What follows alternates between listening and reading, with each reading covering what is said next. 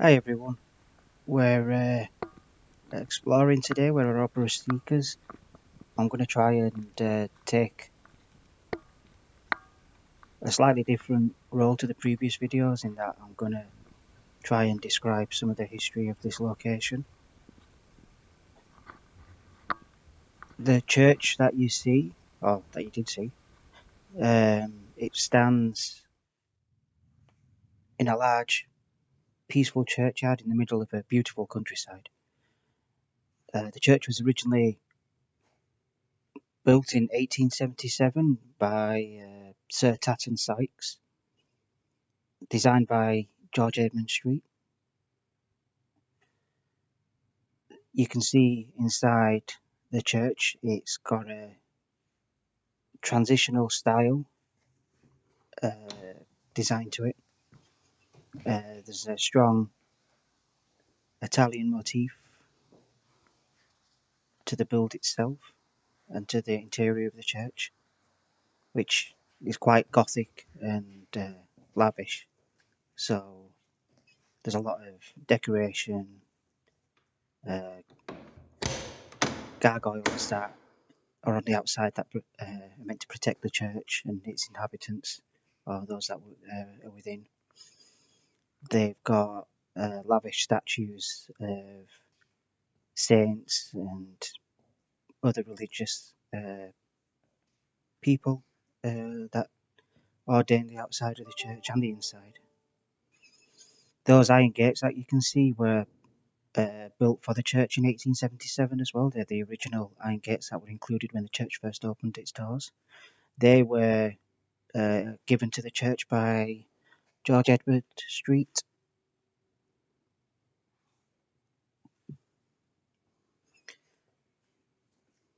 I don't know the date of the organ or whether the organ in its current state is what was built when the church first opened, as it opened its doors in 1877. I can tell you it's old.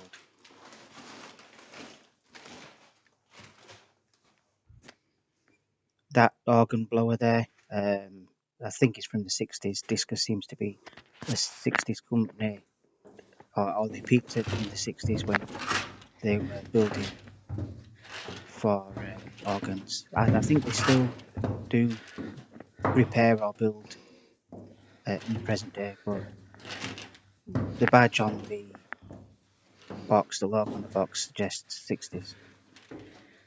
You can see here that the camera's something's interfering with the camera. Later on, it starts not something, but yeah, it's something interferes with the light as well.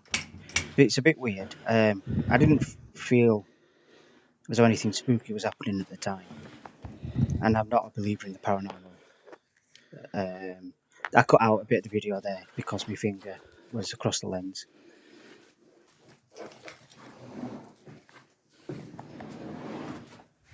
So as I was going down the stairs, I could not get this torch to work. I didn't hear any of the dragging noise at the time, but this torch was doing my head in. It just would not stay on. And then as soon as I left the spire, it worked fine, and it's worked fine since. So something a little odd. The spire is 32 metres tall. That's 105 feet tall. So it's one of the tallest spires in the area for the time. It's a fairly tall church spire. Back of the organ again.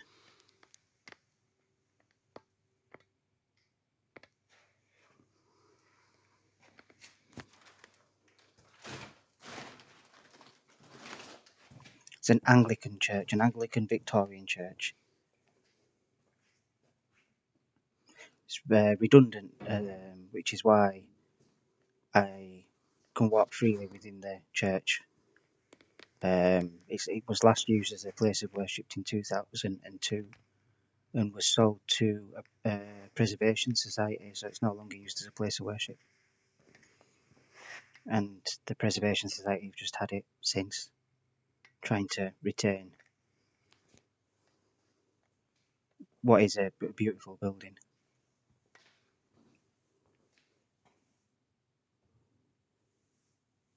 Very dusty and cobwebby, but beautiful.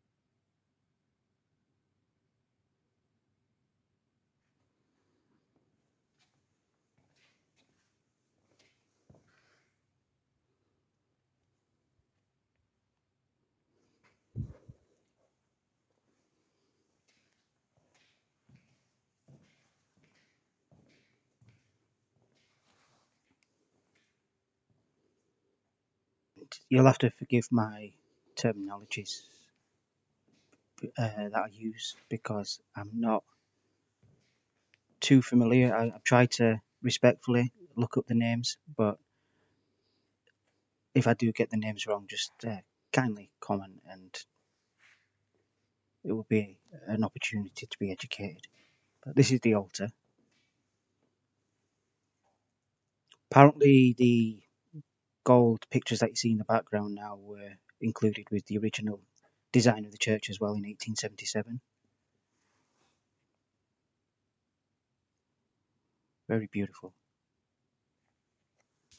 And the glass in the windows is also from the original church.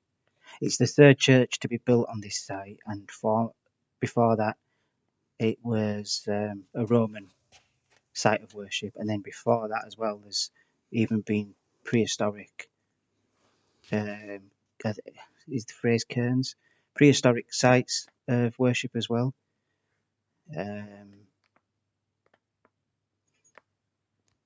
So the area has been a spiritually alive place of worship for its local inhabitants for thousands of years.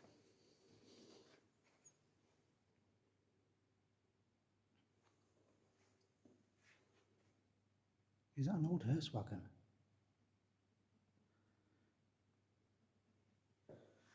I think it is.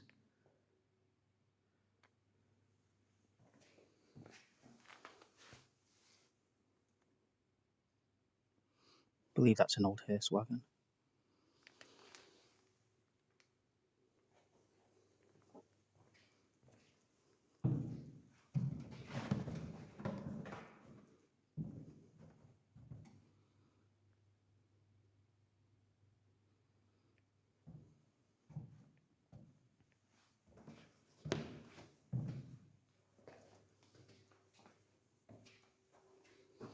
So I believe it's called a sacristy, but I could be wrong because I'm not too sure if that's something unique to Catholicism or it translates into Anglican places of worship as well. But I believe it's called a sacristy.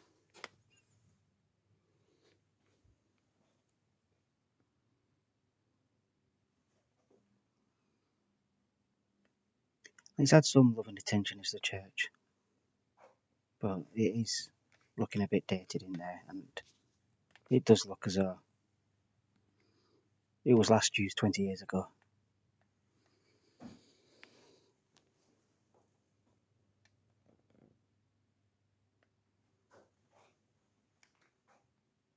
I know this is a strange box. No idea what's in there. Looks very old.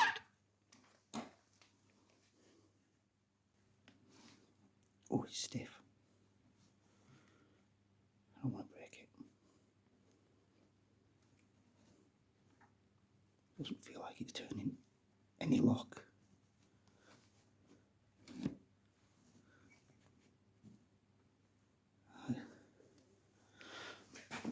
No, it's not.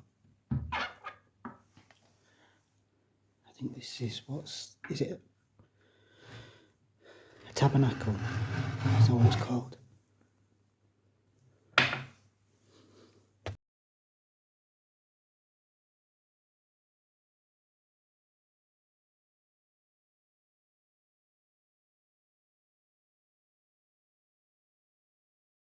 I'm not going to delve in any further because I think that is a tabernacle, and that's out of respect.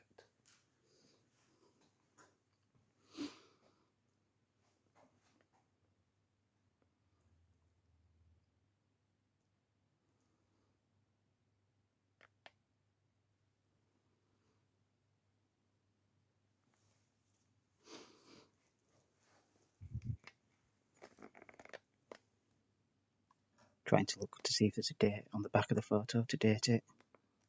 There's no description on the back. Put it back as I found it. Yeah, that's fine.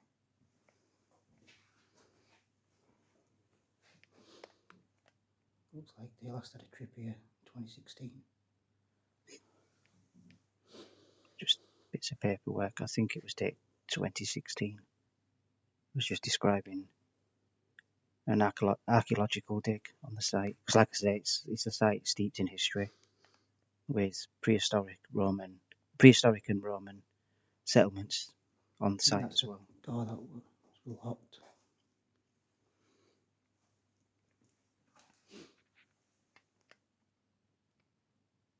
I believe that's an old boiler. Or it's probably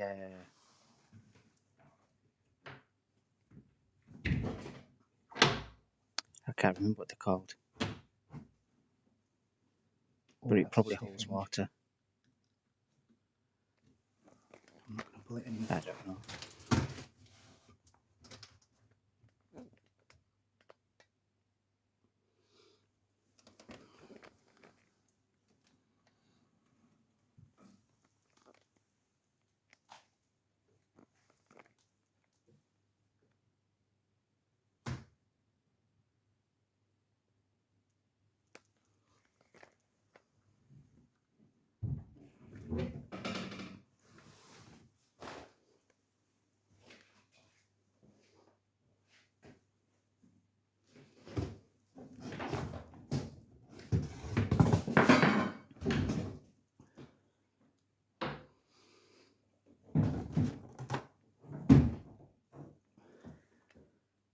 That's just empty.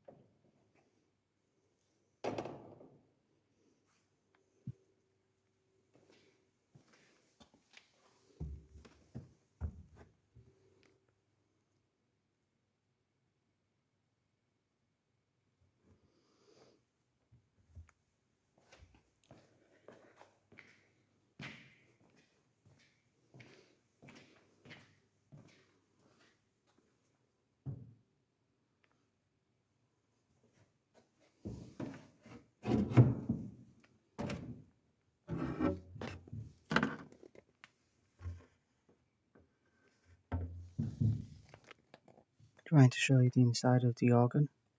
Not doing a very good job.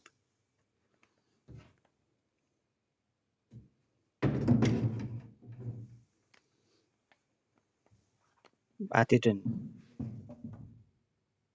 test the organ because I didn't want to risk breaking anything, especially if it's really old, which it appears to be. Because the place still had electricity, still had a power supply. I've got no idea whether that organ's on or off, or even whether it takes electricity. But I didn't want to risk breaking.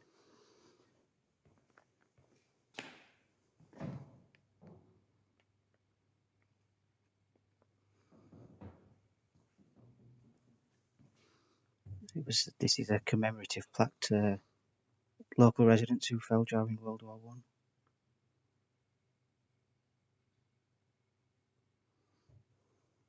The Great War, as it was referred to on the plaque.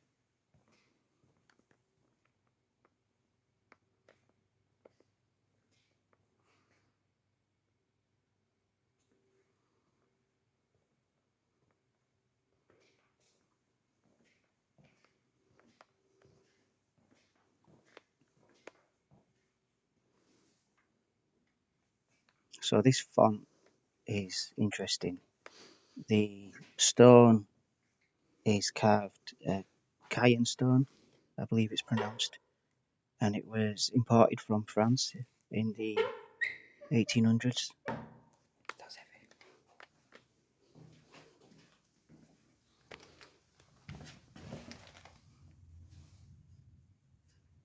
Victorian air conditioning.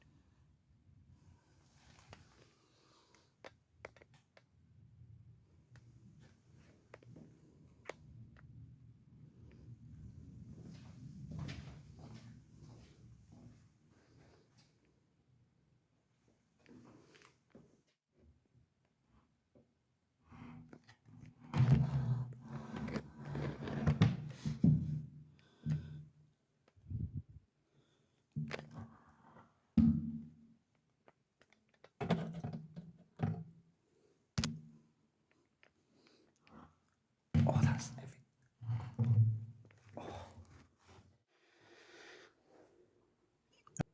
Oh, it's just a risk assessment and a hem.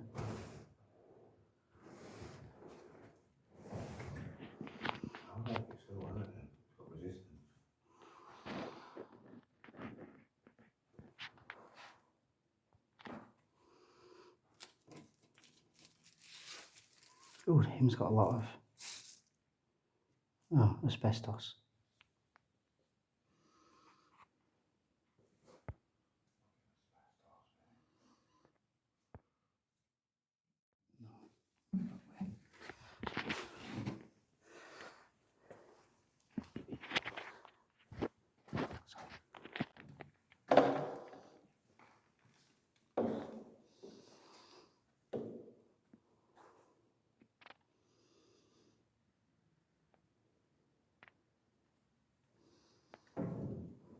Oh dear.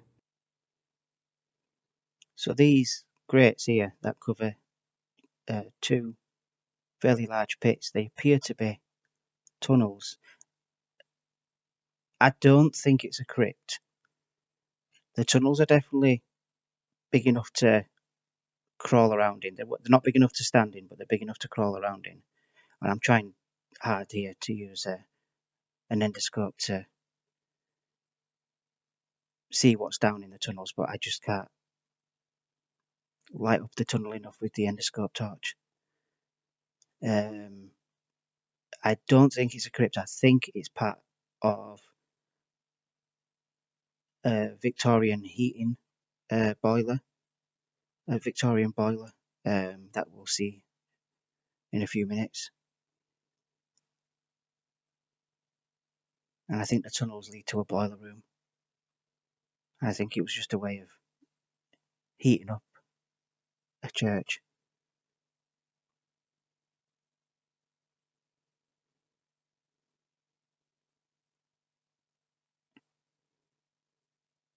I could be wrong.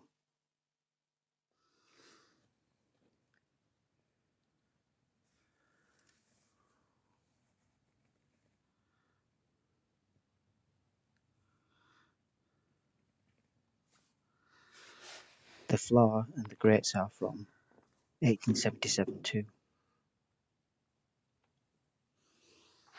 There you go.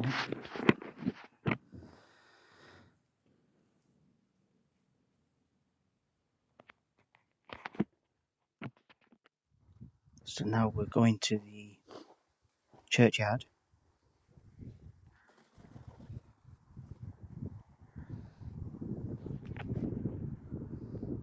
That's nice.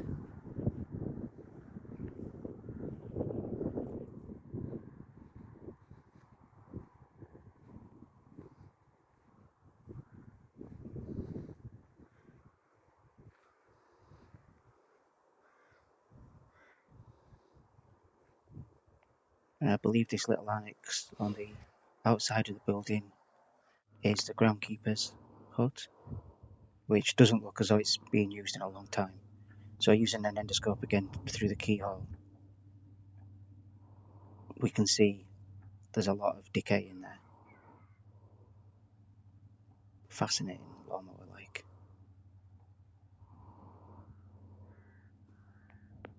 Everything's shrouded with dust and cobwebs.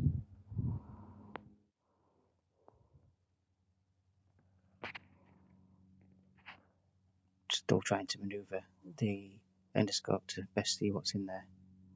But it does appear that they're just rusted garden tools and a rusted petrol lawnmower. Oh, and a little 7-up pencil case as well, I forgot about that. I thought that stood out, did that?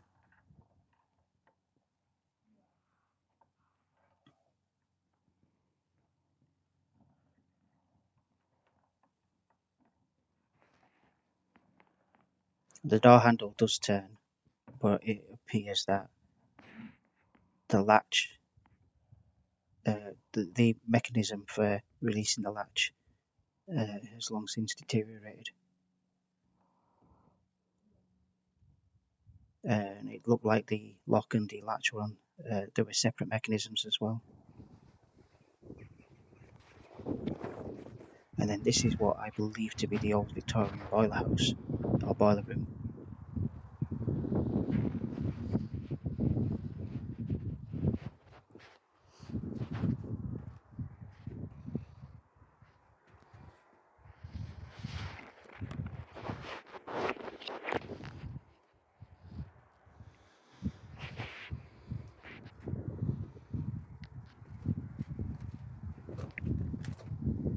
Church situates in the middle of nowhere, it's countryside all around it, and a small farm.